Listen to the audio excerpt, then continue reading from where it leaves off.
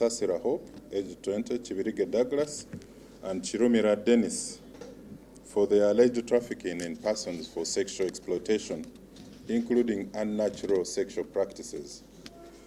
Although the Cloud9 Massage Parlour was offering regular and legally sanctioned massages, we've established that the same massage parlour, just like many others, the information is beginning to come, are engaged in a range of illicit sex acts to customers for an extra charge, which includes manual erotic stimulation, oral sex which is performed at the end of the massage, including acts of sodomy against female staff.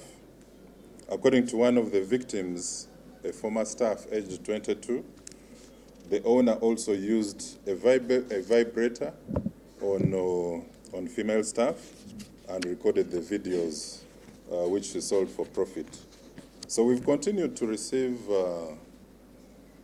complaints from women who are employed in such establishments who are victims of trafficking for sexual exploitation. They are coerced with false promises, threatened with violence, or some of them find themselves physically trapped into such situations without understanding what they got into. So,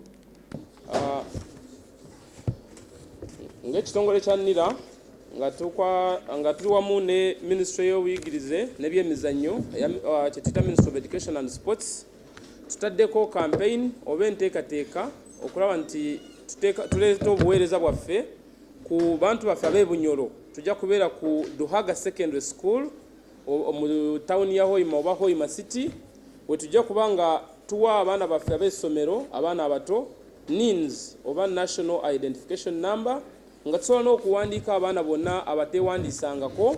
Ate enkola eno ejja kuba nga etambula wamu n'empaka z'amasomero oba zetuyita music, dance and drama competitions. Ate zino emizannyo oba competitions z'amasomero ez'okuyimba zijja kubeera nayo ku ssomero lya Duhaga Secondary School. Tulina okutegeera nti buli region mu Uganda ekiikiriddwa amasomero 12 schools from all those regions, katugambe Ankole, Bunyoro, Teso, Toro and so on.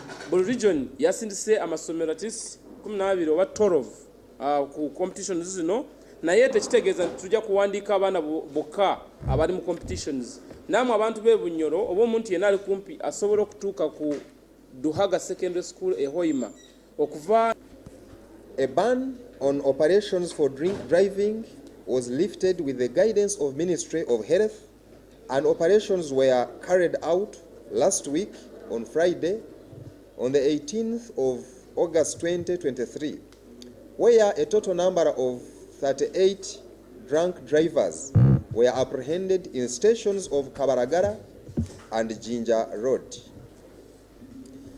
All the 38 drunk drivers were detained till morning and issued with express penalty schemes. The Director of Traffic and Road Safety will soon give a joint statement with the Ministry of Health after making a review on these operations.